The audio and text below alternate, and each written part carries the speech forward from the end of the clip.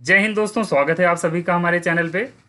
आज हम DElEd third semester में जो मैथ का पेपर आता है उसमें जिन बच्चों को समस्या होती है उस समस्या को हम दूर करने वाले हैं, क्योंकि ज़्यादातर बच्चों की बातें हमको समझ में आती है। वो लोग बताते हैं कि मैथ में सर बहुत दिक्कत होती है, उनको डर लगता है मैथ में हम फेल हो जाएंगे, उसमें बैक लगने के चांसेस ज़्यादा उनको लगते हैं। जबकि मैथ का पेपर बहुत ही आसान होता है, सिंपल नियम पर बना होता है, जिसको अगर आप समझ जाते हैं तो आपको कोई दिक्कत नहीं होनी है। मतलब बैक तो कभी आएगा ही नहीं, और दूसरी बात अच्छा नंबर आएगा। तो आइए हम इस पे ध्यान देते हैं। आप इतना ध्यान रखिएगा, जो भी क्वेश्चन हम बताने वाले हैं, जिस टाइप के प्रश्न आपको बताने वाले हैं, अगर सिर्फ आप इतना पढ़ लेते हैं तो बैक तो 100% गारंटी है, किसी भी कंडीशन में नहीं लगेगा। उसके अलावा अगर आपको अच्छा नंबर लाना है तो उस पर भी हम आपको बहुत सारे ऐसे क्वेश्चन बताएंगे जिसके लिए आपको दिक्कत नहीं लेनी है। देखिए क्या है, पहला प्रश्न हमने इसलिए ये समानुपात का प्रश्न रखा है।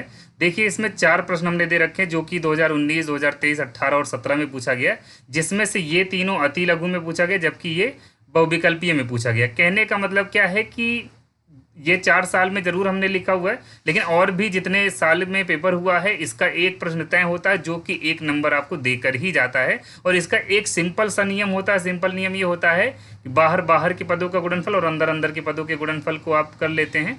जैसे देखिए, बाहर बाहर और अंदर अंदर ये दोनों आपस में बराबर होते हैं, क्योंकि ये सब क्या होते हैं, समानुपात में होते हैं। तो यहाँ आप क्या करिएगा, अंदर के पदों का गुणनफल बराबर क्या करेंगे, बाहर के पदों का गुणनफल, जो कि 9 × 14 है। तो इस तरीके से आप सब में कर सकते हैं। इसको हल करेंगे और एक्स का मान निकालेंगे। देखिए हम ज़्यादा समय नहीं लेंगे, इसमें हल करके आपको नहीं बताने वाले हैं, सिर्फ थोड़ा सा तरीका बता देते हैं। इस टाइप के प्रश्न आप ज़रूर देख लीजिएगा, क्योंकि हम कम समय में सब कुछ बता दें ताकि आपको तैयारी करने में दिक्कत ना हो। देखिए क्या है कि इस टाइप का प्रश्न आप अगर तैयार करेंगे तो 1 नंबर आपका तय हो जाएगा, फिक्स हो जाएगा। इसके बाद देखिएगा, जो कि दूसरा प्रश्न आपको दिख रहा होगा, चक्रवृद्धि ब्याज का प्रश्न। इसका सूत्र आपने देखा होगा, A = P 1 + R/100 की पावर n होता है, ये फार्मूला होता है। लेकिन इससे हमको मिश्रधन मिलता है, ना कि चक्रवृद्धि ब्याज। इसके लिए हमको एक और फार्मूला लगाना पड़ता है, कंपाउंड इंटरेस्ट इक्वल टू क्या होता है, A - P। कहने का मतलब मिश्रधन में से मूलधन हमको घटाना पड़ता है। तो इस पर ध्यान रखिएगा, आपको क्या करना होगा। इसमें 2 तरह के क्वेश्चन इसमें भी आते हैं। जैसे एक तो 1 नंबर का आ सकता है, जो कि सिंपल क्वेश्चन एकदम हो सकता है, और 2 नंबर में भी आ सकता है, जो कि थोड़ा सा दिमाग लगाना होगा आपको, थोड़ा सा मल्टीप्लाई उसमें ज़्यादा होता है। और एक चीज़ और ध्यान रखिएगा, ये सूत्र अच्छे से याद रखिएगा, क्योंकि इसमें कभी कभी 1 नंबर में पूछ लिया जाता है कि चक्रवृद्धि ब्याज निकालने के लिए जो भी सूत्र अप्लाई किया जाता है उसको आप बताइए, और जितने भी प्रतीक होते हैं उनका भी नाम आपको बताना होता है। तो इसको ध्यान रखिएगा। इसके बाद देखिए, बहुपद के भाग जो होते हैं, इसमें भागफल और शेषफल बताना होता है।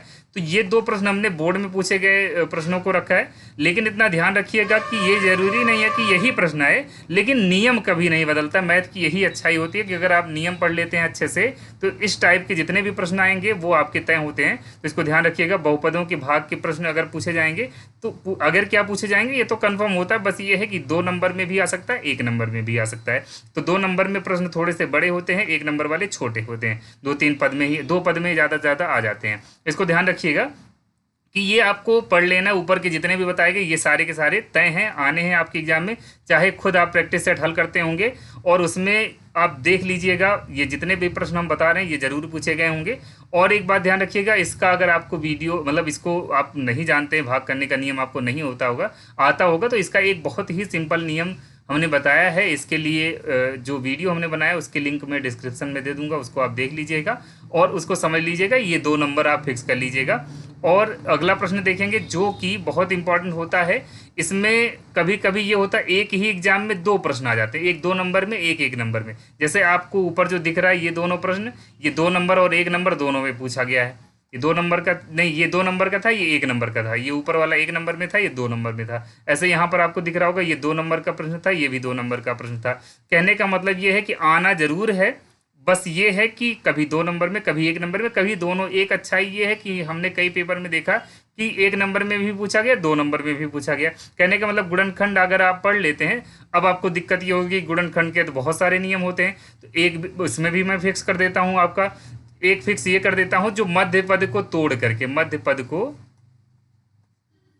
तोड़ करके जो गुणनखंड किया जाता है, जैसे ये वाला है मध्य पद को तोड़ने वाला, ये भी है मध्य पद को तोड़ने वाला। ये तो ग्रुप बना करके किया जाता है, और इसमें भी बहुत सिंपल नियम ही लगता है। लेकिन आप इस टाइप के जो भी गुणनखंड होते हैं, मध्य पद को तोड़ने वाला तो जरूर देखिएगा, जिसे स्प्लिटिंग मेथड बोला जाता है। मिडिल टर्म को स्प्लिट करके क्या किया जाता है, इसका फैक्टराइजेशन किया जाता है, तो इसको ध्यान रखिएगा।